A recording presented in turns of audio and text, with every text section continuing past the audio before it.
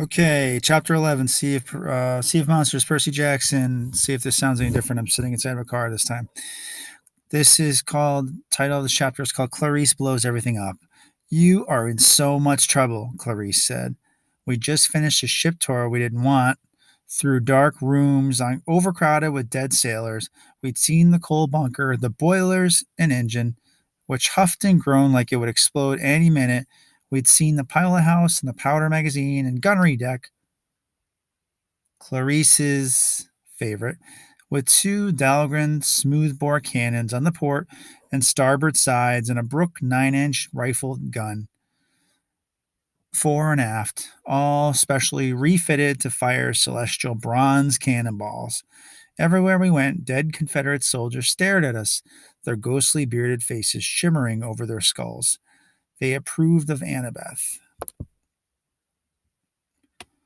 Let's see if this will work here. A little bit of lag time. We'll be okay. I'm verified on YouTube now, so I can make videos as long as I want. Because she told them she was from Virginia. They were interested in me too, because my name was Jackson, like the Southern General Andrew Jackson. But then I ruined it by telling them I was from New York. They all hissed and muttered curses about Yankees. Tyson was terrified of them. All through the tour, he insisted Annabeth hold his hand, which she didn't look too thrilled about. Finally, we were escorted to dinner. The CSS Birmingham captain's quarters were about the size of a walk in closet, but still much bigger than any other room on board. The table was set with white linen and china. Peanut butter and jelly sandwiches, potato chips, and Dr. Peppers are served by skeletal crewmen. I didn't want to eat anything served by ghosts, but my hunger overruled my fear. Tantalus expelled you for eternity, Clarice told us smugly. Mr. D said, if any of you show your face at camp again, he'll turn you into squirrels and run you over with his SUV. Did they give you this ship? I asked. Of course not. My father did. Ares. Clarice sneered. You think your daddy is the only one with sea power? The spirits on the losing side of every war owe a tribute to Ares. That's their curse for being defeated. I prayed to my father for a naval transport, and here it is. These guys will do anything I tell them. Won't you, Captain? The captain stood behind her, looking stiff and angry. His glowing eyes fixed me with a hungry stare. If it means an end to this infernal war, ma'am, peace at last will do anything. Destroy anyone. Clarice smiled. Destroy anyone. I like that. Tyson gulped. Clarice, Annabeth said. Luke might be after the fleece, too. We saw him. He's got the coordinates and he's heading south. He has a cruise ship full of monsters. Good. I'll blow him out of the water. You don't understand, Annabeth said. We have to combine forces. Let us help you. No, Clarice pounded the table. This is my quest, smart girl. Finally, I get to be the hero, and you two will not steal my chance.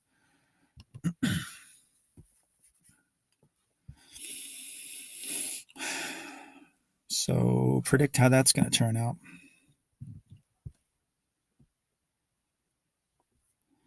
Where are your cabin mates? I asked. You were allowed to take two friends with you, weren't you?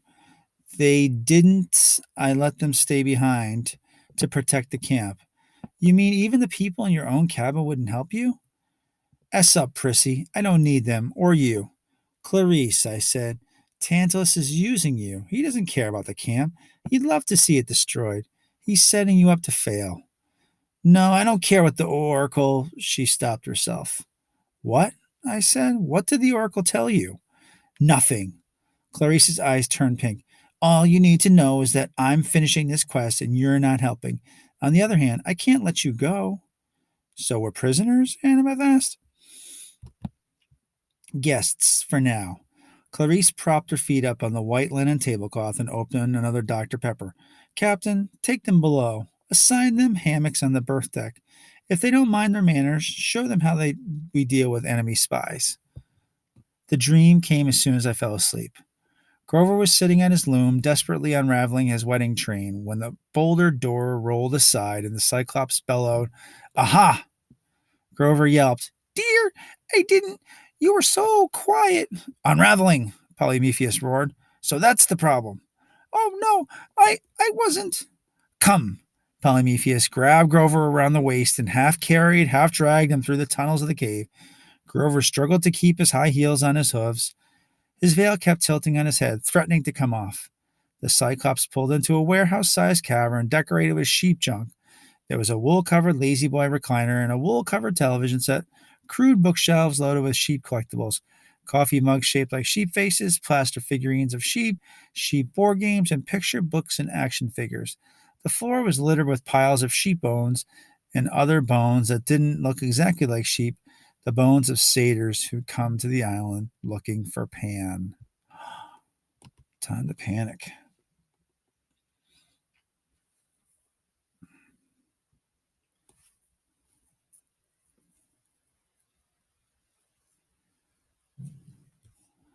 Polyphemus sat Grover down only long enough to move along another huge boulder.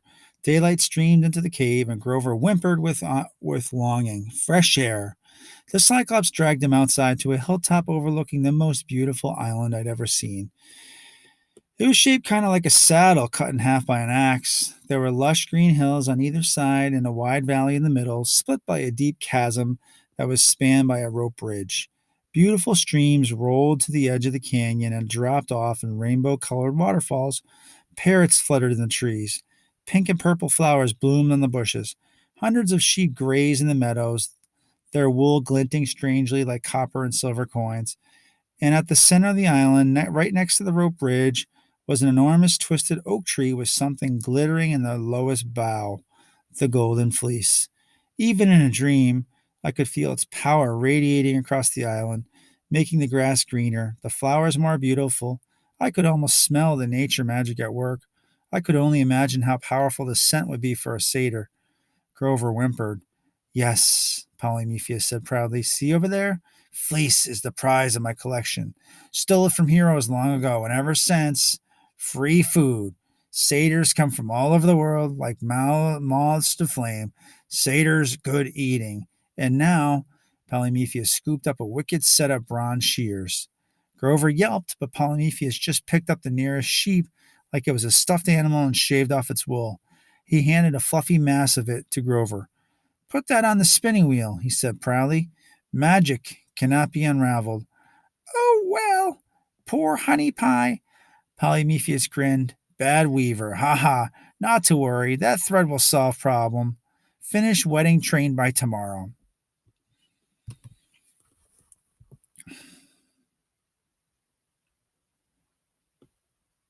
Nighttime. Grover, what's he gonna do? Are they gonna get there in time? Isn't that thoughtful of you? Heh heh. But, but dear, Grover gulped. What if someone were to attack this island? Grover looked straight at me, and I knew he was asking for my benefit. What would keep them from marching right up here to your cave? Wifey scared? So cute. Not to worry. Polyphemus has state of the art security system. Have to get through my pets. Pets? Grover looked around the island, but there was nothing to see except sheep grazing peacefully in the meadows. And then, Polyphemus growled, they would have to get through me. He pounded his fist against the nearest rock, which cracked and split in half. Now come, he shouted, back to the cave. Grover looked about ready to cry, so close to freedom, but so hopelessly far. Tears welled in his eyes as the boulder door rolled shut, sealing him once again in the stinky, torchlit darkness of the Cyclops cave. I woke to the alarm bells ringing throughout the ship. The captain's gravelly voice. All hands on deck. Find Lady Clarice. Where is that girl? Then his ghostly face appeared above me. Get up, Yankee. Your friends are already above. We are approaching the entrance. The entrance to what? He gave me a skeletal smile. The Sea of Monsters, of course. I stuffed my few belongings that had survived the Hydra into a sailor's canvas knapsack and slung it over my shoulder. I had a sneaking suspicion that one way or another, I would not be spending another night aboard the CSS Birmingham.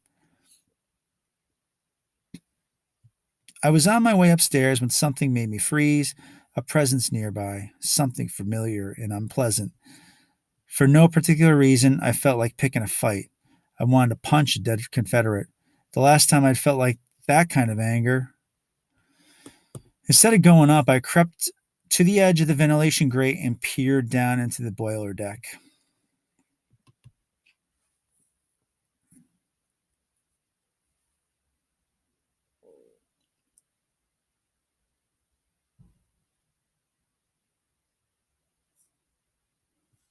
Clarice was standing right below me, talking to an image that shimmered in the steam from the boilers, a muscular man in black leather biker clothes with a military haircut, red tinted sunglasses, and a knife strapped to his side.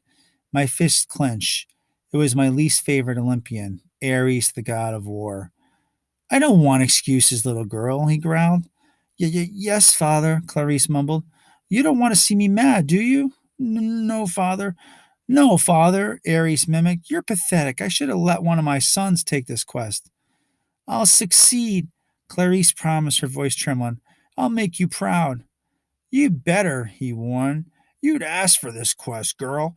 If you let that slimeball Jackson kid steal it from you. But the oracle said, I don't care what it said. Ares bellowed with such force that the image shimmered.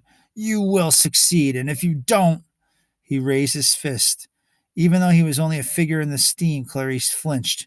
Do we understand each other? Ares growled. The alarm bells rang again. I heard voices coming toward me, officers yelling orders to ready the cannons. I crept back from the ventilation grate and made my way upstairs to join Annabeth and Tyson on the spar deck. What's wrong? Annabeth asked me. Another dream? I nodded, but I didn't say anything. I didn't know what to think about what I'd seen downstairs. It bothered me almost as much as the dream about Grover. Clarice came up the stairs right after me. I tried not to look at her. She grabbed a pair of binoculars from a zombie officer and peered toward the horizon. At last, Captain, full steam ahead. I looked in the same direction as she was, but I couldn't see much. The sky was overcast, the air was hazy and humid, like steam from an iron. If I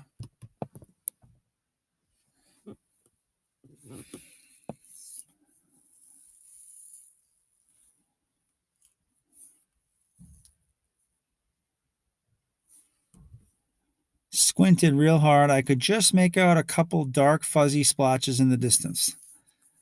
My nautical senses told me we were somewhere off the coast of northern Florida, so we'd come a long way overnight, farther than any mortal ship would ever should have ever been able to travel. The engine groaned as we increased speed. Tyson muttered nervously, Too much strain on the pistons, not meant for deep water. I wasn't sure how he knew that, but it made me nervous. After a few more minutes, the dark splotches ahead of us came into focus. To the north, a huge mass of rock rose out of the sea, an island with cliffs at least 100 feet tall. About a half mile south of that, the other patch of darkness was a storm brewing. The sky and sea boiled together in a roaring mass. Hurricane? Annabeth asked. No, Clarice said. Charybdis. Charybdis? Annabeth paled. Are you crazy? Only way into the sea monsters, straight between Charybdis and her sister Scylla. Clarice pointed to the top of the cliffs, and I got a feeling something lived up there that I did not want to meet. What do you mean the only way? I asked. The sea is wide open. Just sail around them. Clarice rolled her eyes. Don't you know anything? If I try to sail around them, they would just appear in my path again. If you want to get into the sea of monsters, you have to sail through them. What about the clashing rocks? Annabeth said. That's another gateway. Jason used it. I can't blow apart rocks with my cannons, Clarice said. Monsters, on the other hand, you are crazy, Annabeth decided. Watch and learn, wise girl. Clarice turned to the captain. Set course for Charybdis. I don't know how you say that. So that's something you can do. You can look that up, put it in your little Webster dictionary and see how to pronounce that. Aye, my lady. The engine roared, the iron plating rattled, and the ship began to pick up speed. Clarice, I said, Charybdis sucks up the sea. Isn't that the story? And spits it back out again. Yeah. What about Scylla? Scylla. She lives in a cave up on those cliffs. If we get too close, her shaky heads will come down and start plucking sailors off the ship. Choose Scylla, then, I said. Everybody goes below the deck and we chug right past. No, Clarice insisted. If Celia doesn't get her easy meat, she might pick up the whole ship. Besides, she's too high to make a good target. My cannons can't shoot straight up. Charybdis just sits there at the center of her whirlwind. We're going to steam straight toward her, train our guns on her, and then blow her to Tartarus. She said it with such relish I almost wanted to believe her. The engine hummed, the boilers were heating up so much I could feel the deck getting warm beneath my feet. The smokestacks billow, the red Aries flag whipped in the wind. And remember, I think we got a little bit of foreshadowing from what Tyson said, right? He said something about how foreshadowing means kind of predicting something that's going to happen in the future. They give you little hints. And as Tyson said, that the Pistons are working too hard for this deep water. So I have a feeling something's going to happen to the ship. As we got closer to the monsters, the sound of Sharbitus got louder and louder, a horrible wet roar, like the galaxy's biggest toilet being flushed every time Sharbitus inhaled. The ship shuddered and lurched forward. Every time she exhaled, we rose in the water and were buffeted by 10-foot waves. I tried to time the whirlpool. As near as I could figure, it took Sharbitus about 3 minutes to suck up and destroy everything within a half-mile radius. To avoid her, we would have to skirt right next to Celia's cliffs, and as bad as Celia might be, those cliffs were looking awfully good to me. Undead sailors calmly went about their business on the spar deck. I guess they'd fought a losing cause before, so this didn't bother them. Or maybe they didn't care about getting destroyed because they were already deceased. Neither thought made me feel any better. Annabeth stood next to me, gripping the rail. You still have your thermos full of wind? Ah, that's a good thought.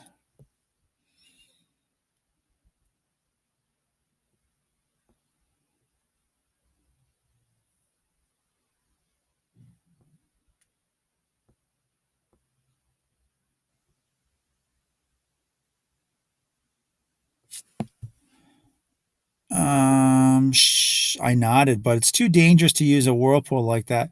More wind might just make things worse. What about controlling the water? She asked. You're Poseidon's son. You've done it before. She was right. I closed my eyes and tried to calm the sea, but I couldn't concentrate. Sharbitus was too loud and powerful. The waves wouldn't respond. I I can't, I said miserably. We need a backup plan, Annabeth said. This isn't going to work. Annabeth is right, Tyson said. Engine's no good. What do you mean? She asked. Pressure. Pistons need fixing.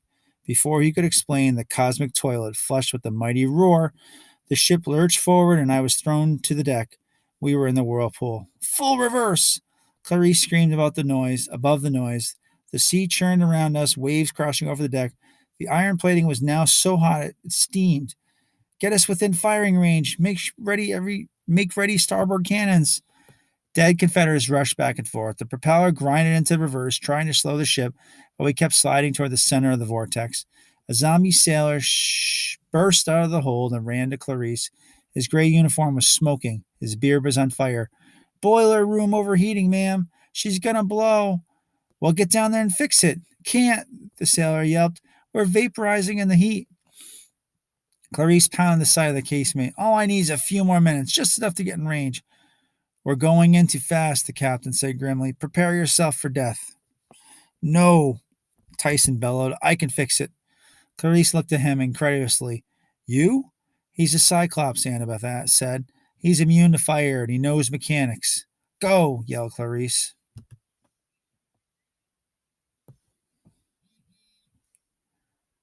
These people. Well, Tyson, see? A little foreshadowing came true, right? Tyson, no! I grabbed his arm. It's too dangerous. He patted my hand. Only way, brother. His expression was determined, confident even. I'd never seen him look like this before. I will fix it. Be right back. As I watched him follow the smoldering sailor down the hatch, I had a terrible feeling. I wanted to run after him, but the ship lurched again, and then I saw Sharbitus. She appeared only a few hundred yards away through a swirl of mist and smoke and water. The first thing I noticed was the reef, a black crag of coral with a fig tree clinging to the top, an oddly peaceful thing in the middle of a maelstrom. That's an interesting vocabulary word. All around it, water curved into a funnel like light around a black hole. Then I saw the horrible thing anchored to the reef just below the waterline, an enormous mouth with slimy lips and mossy teeth the size of rowboats. And worse, the teeth had braces, bands of corroded, scummy metal with pieces of fish and driftwood and floating garbage stuck between them. Sharbitus was an orthodontist's nightmare. She was nothing but a huge black maw with bad teeth, alignment, and a serious overbite, and she'd done nothing for centuries but eat without brushing after meals. As I watched, the entire sea around her was sucked into the void. Sharks, schools of fish, a giant squid, and I realized that in a few seconds the CSS Birmingham would be next.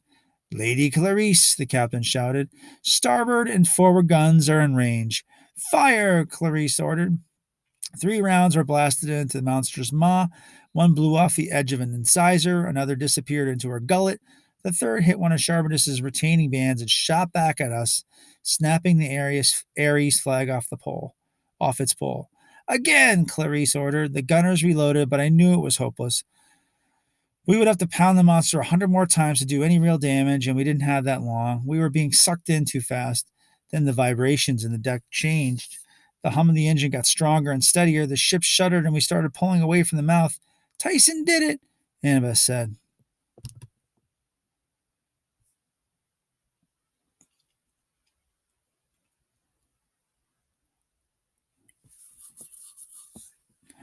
Come on. Wait, Clarice said. We need to stay close.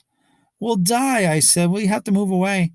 I gripped the rail as the ship fought against the suction. The broken Ares flag raced past us and lodged into Sherberdis's braces.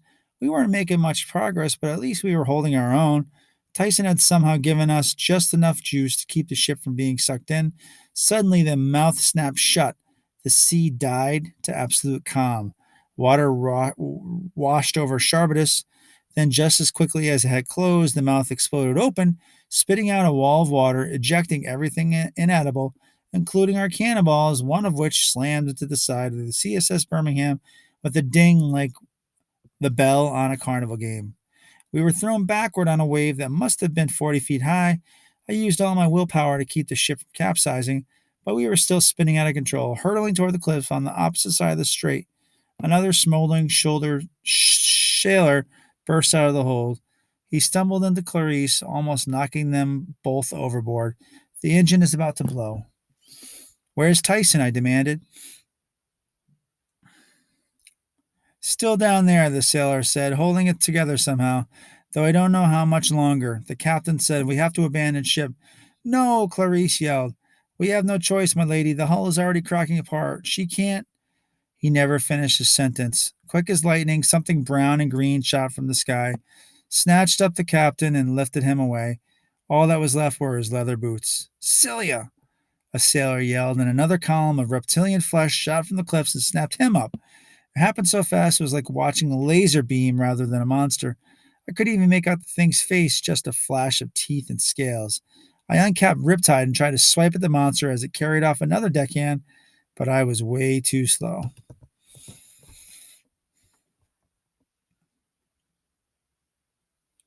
Scary. Death from above. What's going to happen next? Is it going to get Percy and Annabeth? Everyone get below, I yelled. We can't. Clarice drew her own sword. Below, deck is in flames. Lifeboats, Annabeth said. Quick. They'll never get clear of the cliffs, Clarice said. We'll all be eaten. We have to try. Excuse me. We have to try, Percy. The thermos. I can't leave Tyson. We have to get the boats ready. Clarice took Annabeth's command. She and a few of her undead sailors uncovered one of the 2 emergency rowboats, while Celia's hands rained from the sky like a meteor shower with teeth, picking off Confederate sailors one after another. Get the other boat. I threw Annabeth the thermos. I'll get Tyson. You can't, she said. The heat will kill you. Didn't listen. I ran for the boiler room hatch when suddenly my feet weren't touching the deck anymore. I was flying straight up, the wind whistling in my ears, the side of the cliff only inches from my face. Celia had somehow caught me by the knapsack, was lifting me toward her lair. Without thinking, I swung my sword behind me, managed to jab the thing in her beady yellow eye. She grunted and dropped me. The fall would have been bad enough considering I was 100 feet in the air, but I fell. As I fell, the CSS Birmingham exploded below me. Kaboom! The engine room blew, sending chunks of ironclad flying in either direction like a fiery set of wings. Tyson, I yelled. The lifeboats had managed to get away from the ship, but not very far. Flaming wreckage was raining down. Clarice and Annabeth would either be smashed or burned or pulled to the bottom by the force of the sinking hull, and that was thinking optimistically, assuming they got away from Celia. Then I heard a different kind of explosion, the sound of Hermes' magic thermos being opened a little too far. White sheets of wind blasted in every